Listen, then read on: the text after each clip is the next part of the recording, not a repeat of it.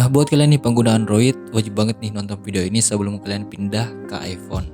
Dan di video kali ini gue akan bahas nih buat teman-teman yang saat ini sedang menggunakan Android dan mungkin berpikiran untuk menggunakan iPhone, kira-kira penyesuaian apa aja nih yang harus kalian lakukan ketika kalian menggunakan produk dari Apple ini. Dan di sini pun gue ingin disclaimer terlebih dahulu ya. Jadi untuk semua yang ada dalam video ini adalah pendapat gue dan pengalaman gue ketika menggunakan produk Apple ini selama ya kurang lebih 2 tahun belakangan ini. Dan langsung aja nih kita mulai dengan poin yang pertama. Dan yang jelas ya adalah iPhone apa yang akan kalian pilih. Dan kalau saran dari gua sih, jika kalian punya nih budget yang cukup, belilah iPhone terbaru dengan kapasitas terbesar yang bisa kalian beli. Karena dengan membeli iPhone terbaru, setidaknya kalian akan bisa menikmati HP tersebut dalam jangka waktu yang panjang. Atau kalau kalian punya nih budget yang mepet, belilah iPhone bekas dengan usia maksimal 4 tahun ke belakang. Nah, contohnya tahun ini adalah tahun 2024, jadi kalian bisa nih cari iPhone dengan keluaran tahun 2019, yang mana ada iPhone 11 series. Karena iPhone tuh punya jaminan bahwa perangkat mereka akan mendapatkan update selama 5 tahun ke depan. Jadi artinya kalau kalian beli iPhone series di tahun 2024, kalian akan bisa menikmati update-update terbaru dari iOS paling enggak 2 tahun ke depan. Dan perlu kalian tahu bahwa 2 tahun bukan waktu yang singkat untuk bisa menikmati sebuah smartphone bekas. Nah, kemudian yang kedua yang harus kalian pertimbangkan adalah kapasitas memori yang akan kalian pilih dan berapa lama kira-kira kalian akan menggunakan iPhone tersebut.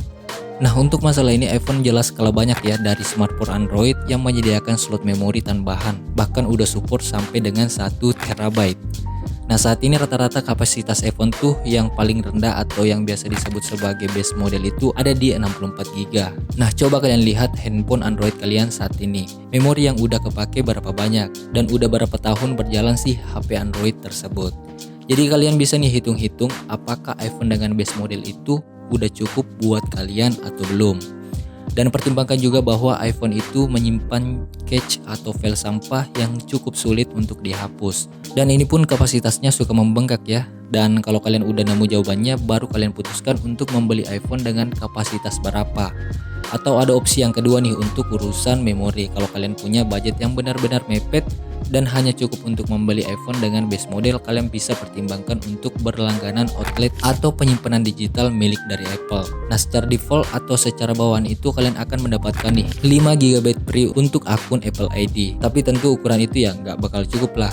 Jadi kalau saran dari gua, belilah iPhone dengan kapasitas memori terbesar yang mampu kalian beli. Karena nggak sedikit kok saya temui dari pengguna iPhone sendiri itu nggak ngerti gimana cara gunain iCloud itu sendiri.